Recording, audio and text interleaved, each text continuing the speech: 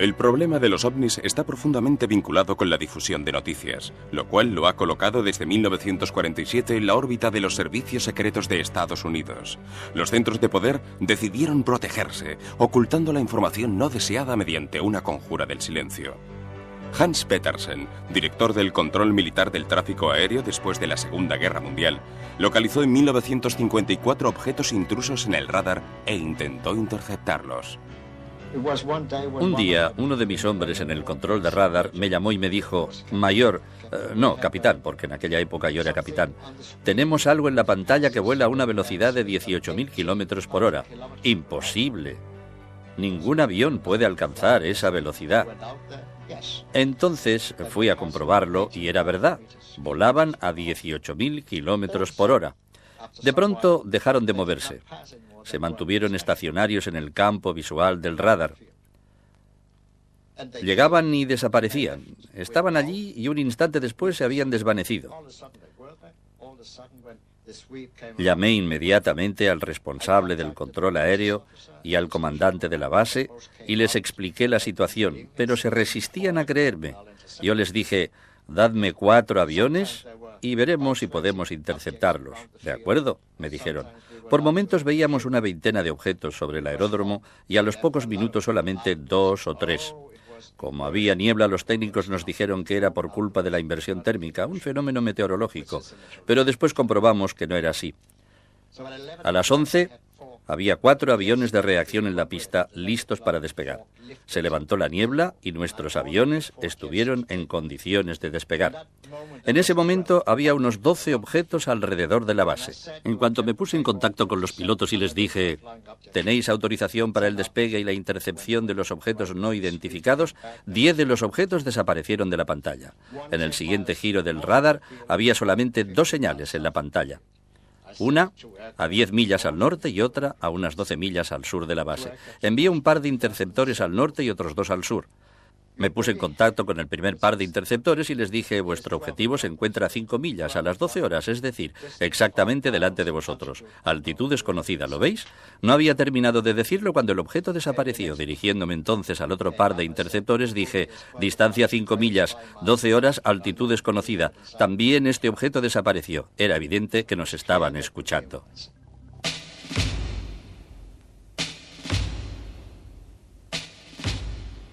El Estado Mayor de la OTAN decidió organizar el Programa Europeo de Estudios sobre los OVNIs. El informe final, titulado Die Assessment, la evaluación, estuvo listo en 1964. Robert Dean estaba asignado al SHAPE, el mando supremo de las fuerzas aliadas en Europa. Me asignaron al SHAPE en 1962. Mi primera misión fue en la oficina operativa. Había un estudio en curso clasificado Cosmic, es decir, afectado por el grado máximo de secreto. Se había iniciado en 1961 para comprobar si realmente había una amenaza para las fuerzas militares aliadas en Europa. ¿Por qué se consideraba necesario un estudio de esas características? Había sido encargado porque a principios de los años 60 y ya desde finales de los años 50 se habían producido incidentes a gran altura causados por formaciones de grandes objetos metálicos de forma circular que se movían a enormes velocidades sobre Europa Central. En aquella época pensábamos que pertenecían a los soviéticos, pero ellos creían que eran nuestros. Ya habíamos estado varias veces al borde del conflicto a causa de estos objetos voladores. ¿Qué significaba el nivel de secreto Cosmic? El nivel de secreto Cosmic Top Secret es el más alto de los que utiliza el mando SHAPE de la OTAN. Creo que todavía se utiliza e indica un nivel de secreto aún más alto que Top Secret.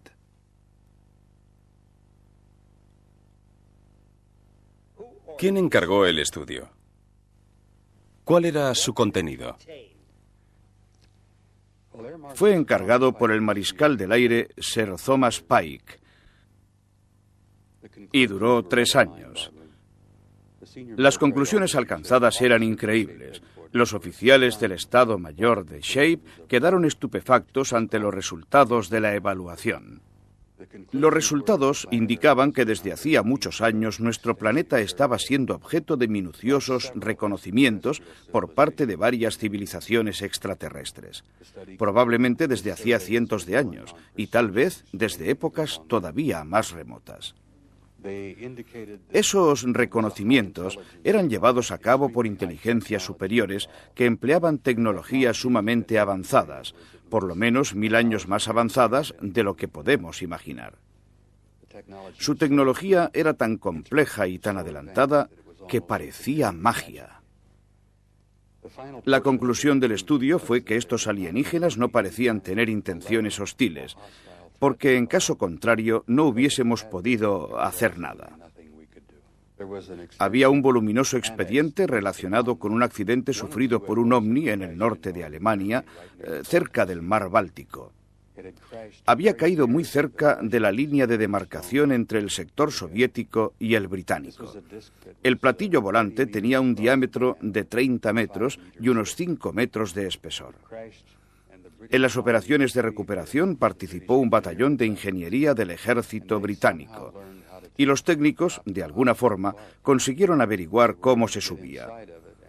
Entraron en la nave y la dividieron en varias secciones que transportaron en camiones especiales. Por lo que se entregaron los restos a los americanos.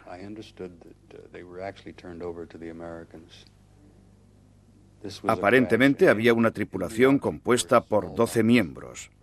Eran pequeñas criaturas grises de cabeza grande. Cuando terminaron las investigaciones en 1964, hicieron 15 copias del informe al que asignaron el nivel máximo de secreto, el Cosmic Top Secret, con clasificación de reserva Eyes Only, solo para ser visto, y Need to Know, derecho a conocer. El secretario de la OTAN tenía una copia. Otra estaba en poder de Lyman Lendl, comandante supremo de las fuerzas aliadas. Las otras fueron entregadas a la mayoría de los altos oficiales representantes de los países de la OTAN. Todos los países aliados en Europa tenían una oficina, un departamento o un representante de alto nivel que se ocupaba del tema de los ovnis.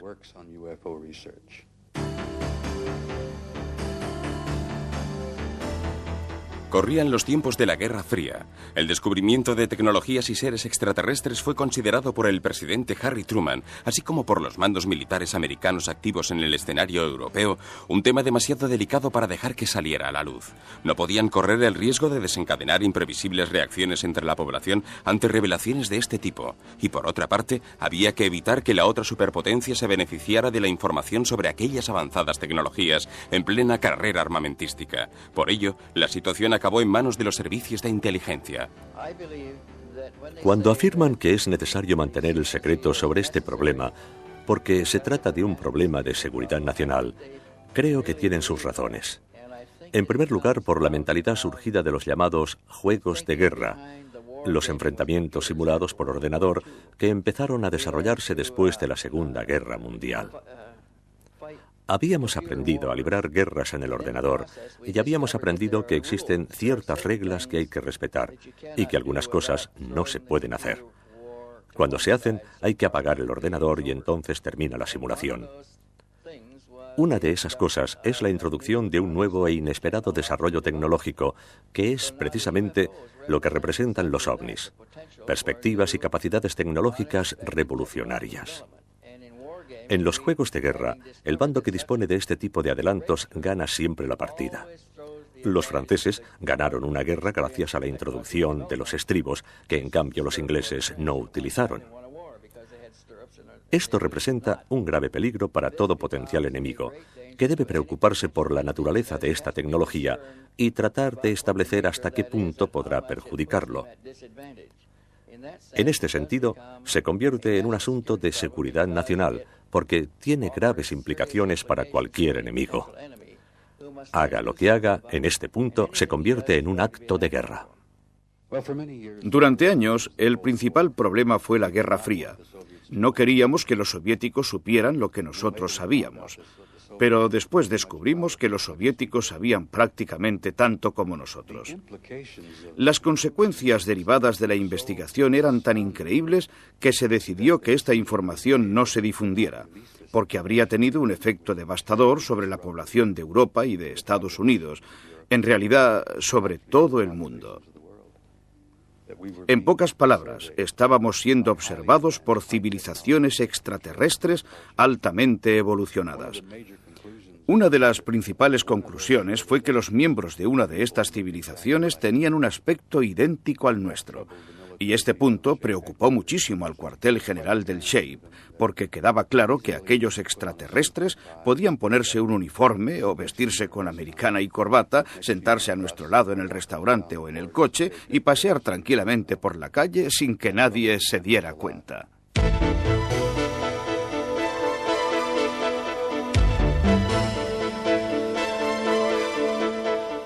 En una reunión en el Pentágono, la CIA decidió poner en práctica un plan, un amplio programa de información que coordinara los esfuerzos de las principales agencias gubernamentales con dos propósitos principales, la divulgación y la creación de una cortina de humo.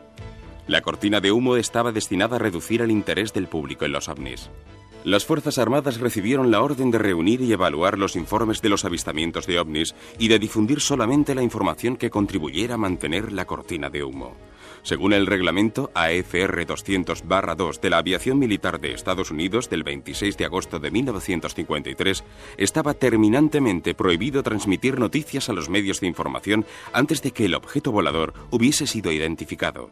La directiva JANAP 146 del Estado Mayor de la Defensa estableció que los informes sobre avistamientos de ovnis pertenecían a la categoría Merit y, por lo tanto, podían considerarse asuntos de seguridad nacional en el marco de la normativa antiespionaje que prohibía la transmisión o la divulgación no autorizada de información, acto sancionable con un máximo de 10 años de cárcel. El comandante Bethune tuvo oportunidad de conocer directamente esta directiva. Hasta donde yo sé, no se ha llevado a cabo ninguna investigación en profundidad sobre nuestro avistamiento. Cuando aterrizamos en la base en Canadá, el capitán de los servicios de información del ejército nos estaba esperando para interrogarnos. Cuando nos hubo interrogado, redactó un informe. Más tarde me enteré de que había sido enviado a la base de Wright-Patterson. A nosotros nos trasladaron a la base naval de Maryland, centro experimental militar cerca de Washington, donde los servicios de información de la Marina nos prohibieron salir del cuartel y nos pidieron que escribiéramos un informe que fue enviado al Ministerio a través de los canales oficiales y que más tarde fue transmitido por las instancias competentes de la Marina a las de la aviación. En aquella época, las investigaciones estaban esencialmente a cargo de la aviación.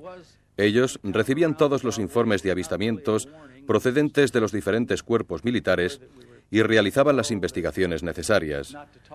Nos advirtieron que no habláramos, pero la amenaza no estaba en las palabras, sino en la forma de expresarlas. Yo tuve la impresión de que era una de aquellas cosas que no podía decir ni siquiera a mi mujer.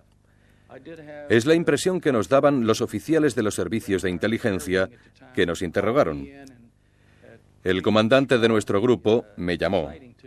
Me pidió que le describiera el avistamiento y me dio a entender que aquello era algo que no debía comentar nunca con nadie.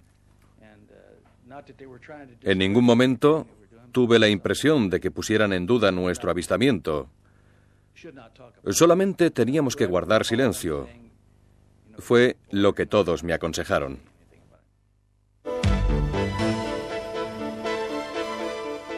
Esta película del archivo Blue Book fue filmada el 15 de abril de 1966 desde un helicóptero que volaba sobre la isla de Catalina junto a la costa de California. La vemos ahora en cámara lenta.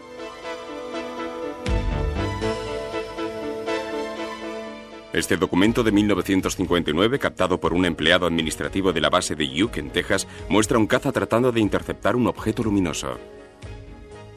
Esta extraordinaria serie de fotografías muestra una nave discoidal que evoluciona sobre las cumbres de la isla de Trinidad en el Océano Atlántico. Las imágenes fueron obtenidas el 19 de enero de 1958 por un fotógrafo oficial de la Marina brasileña a bordo del buque Escuela Almirante Saldaña, en presencia de toda la tripulación. Cuando los análisis oficiales demostraron que el objeto volador tenía un diámetro de por lo menos 36 metros, el presidente brasileño Kubitschek avaló personalmente la autenticidad de las fotografías en una conferencia de prensa el 20 de febrero de 1958. Hubo que esperar en cambio hasta 1985 para que la NASA hiciera públicas algunas de las imágenes obtenidas por los astronautas en órbita terrestre y lunar, en las que pueden verse ovnis. Estas imágenes fueron captadas en 1966 por el astronauta James McDivitt, que se encontraba a bordo del Gemini 4 un día antes de que fotografiara este objeto volador de forma cilíndrica en órbita terrestre. La víspera del histórico alunizaje del 20 de julio de 1969, los astronautas a bordo del Apolo 11 captaron estos dos objetos luminosos que volaban en órbita lunar. En una película rodada desde el Apolo 12, un objeto luminoso pasó a enorme velocidad por encima de la superficie lunar. Tratemos de ampliarlo para observar mejor su comportamiento en vuelo. Un platillo volante de enormes dimensiones aparece en vuelo estacionario sobre la Luna. Aquí se ven en cambio dos ovnis posados sobre la superficie lunar.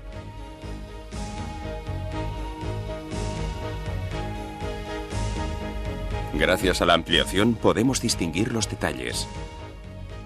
¿Tienen los extraterrestres bases en la Luna? Esta película oficial de la British Airways fue rodada a principios de los años 70 durante uno de los vuelos de prueba del Concorde sobre el sur de Inglaterra. Se observa claramente un objeto globular de pequeñas dimensiones que gira alrededor del avión supersónico. Se detiene durante unos instantes delante de los motores y finalmente se marcha a una velocidad vertiginosa.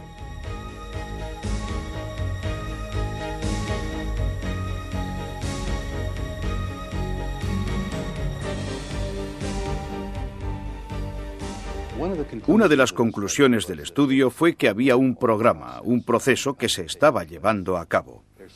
Al parecer se estaba desarrollando un plan perfectamente definido. El estudio sacó a la luz pruebas que demostraban que este fenómeno existía desde hacía muchos años. Todo indicaba que se trataba de un programa evolucionado. Nunca consiguieron averiguar la naturaleza del plan, y este desconocimiento era una de las cosas que más preocupaban a las autoridades militares. No se conocían las razones que impulsaban a actuar a aquellas inteligencias extraterrestres. ¿Cuál es su opinión personal al respecto? Hace más de 30 años que estudio este fenómeno, y estoy seguro de que estamos llegando a un punto en que es necesario preparar a la población terrestre, porque dentro de poco los extraterrestres se darán a conocer.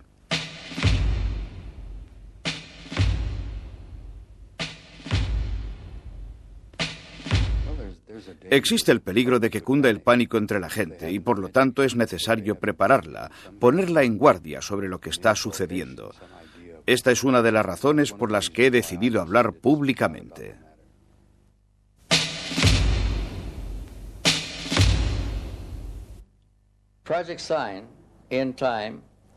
En 1948, el proyecto SIGN llegó a la conclusión de que existían pruebas del contacto con seres procedentes de otros mundos.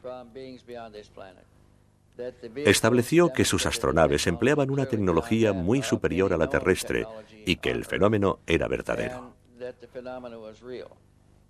Pero esas no eran las conclusiones que las fuerzas aéreas esperaban, porque el proyecto SIGN estaba concebido como un proyecto público, destinado a explicar aquellos extraños fenómenos sin causar inquietud ni temor en la población.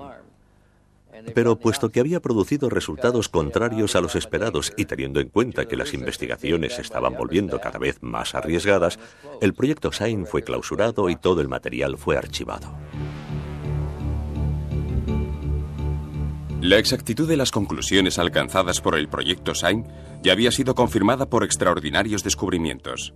El 2 de julio de 1947, un objeto volador no identificado se estrelló contra el suelo cerca de la localidad de Roswell, en el estado de Nuevo México.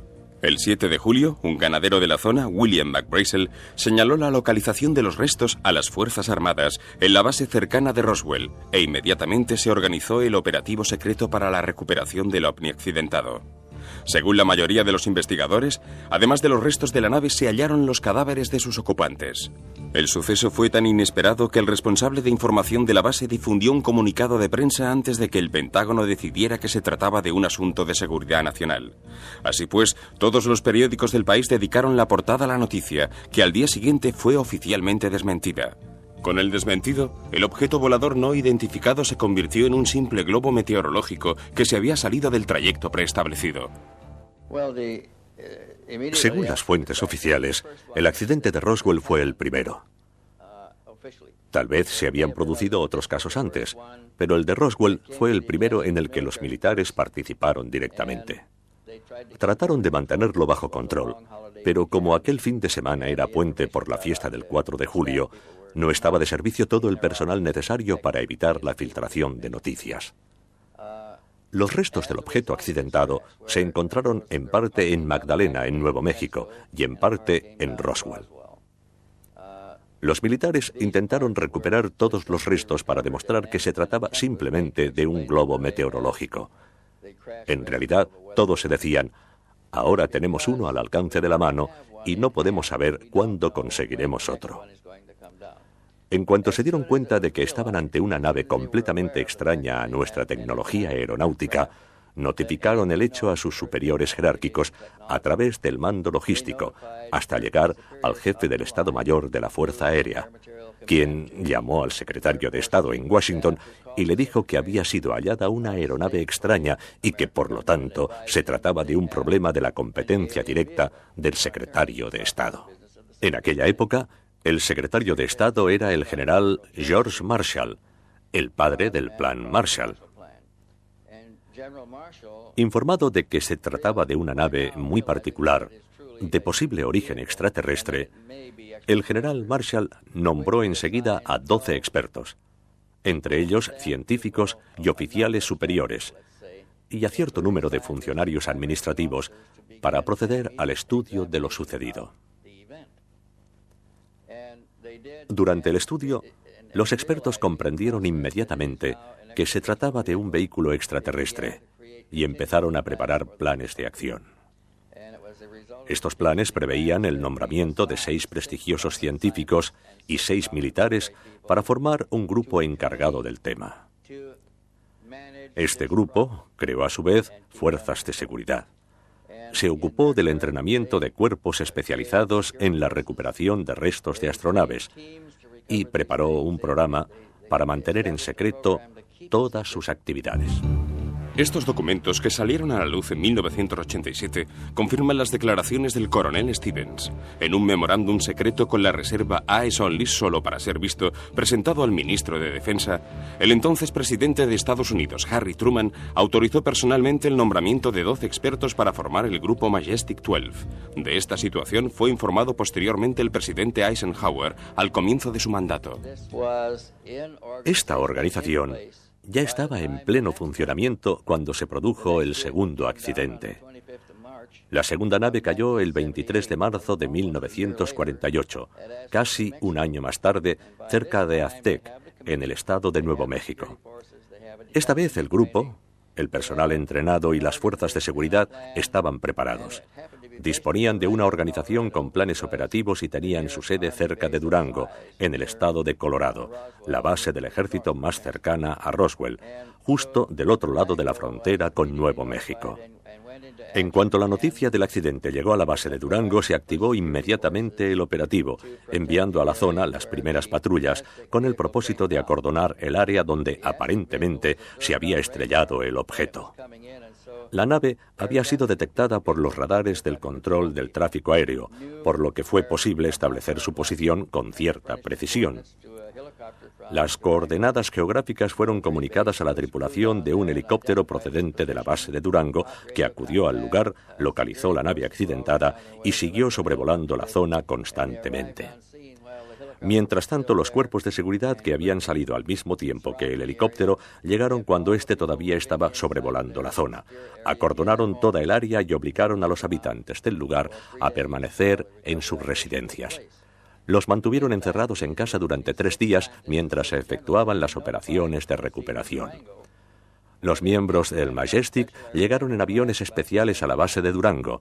Les ofrecieron apoyo logístico para el transporte y fueron conducidos al lugar del accidente en los alrededores de Aztec, donde se hicieron cargo de los restos de la nave. Al final, consiguieron incluso desmontarla y recuperar los cadáveres de los tripulantes.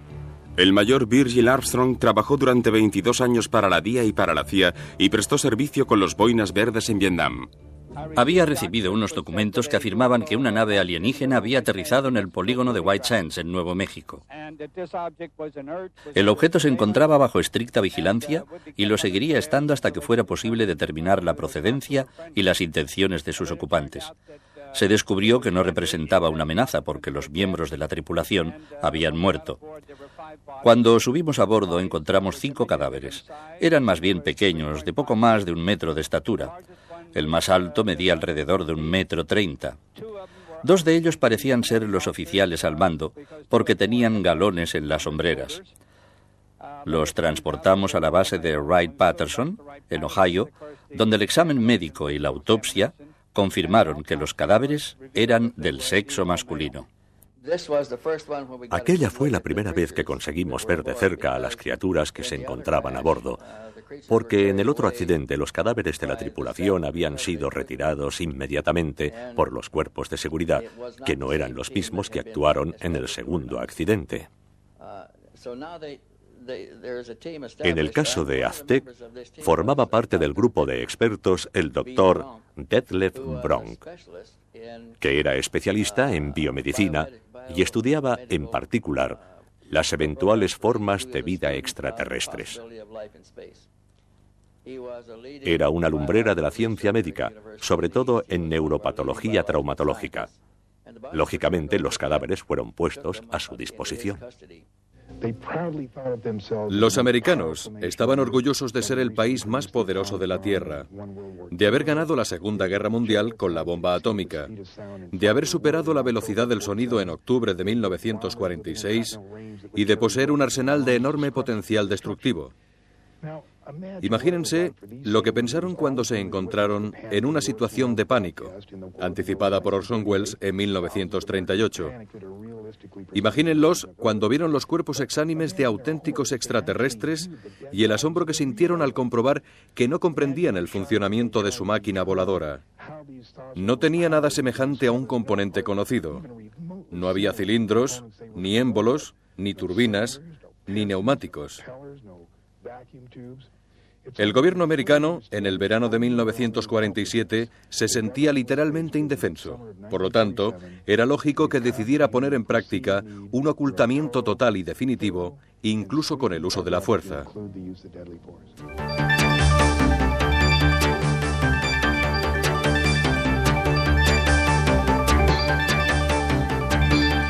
La NASA, el ente espacial de Estados Unidos, tuvo que ocuparse entonces de 2 asuntos prioritarios.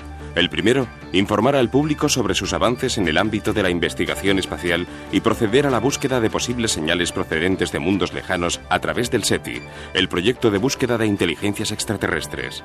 Y el segundo, organizar un sistema de cobertura para sus actividades secretas y de control de posibles civilizaciones extraplanetarias, tema que trataremos en uno de nuestros próximos documentos.